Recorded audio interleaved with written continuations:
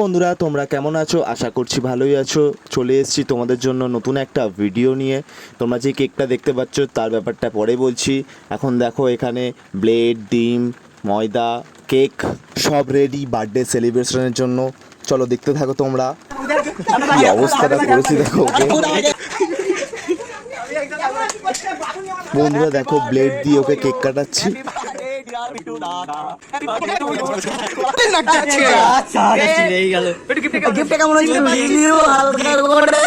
বন্ধুরা গিফটের রিভিউটা কিভাবে দিল দেখো।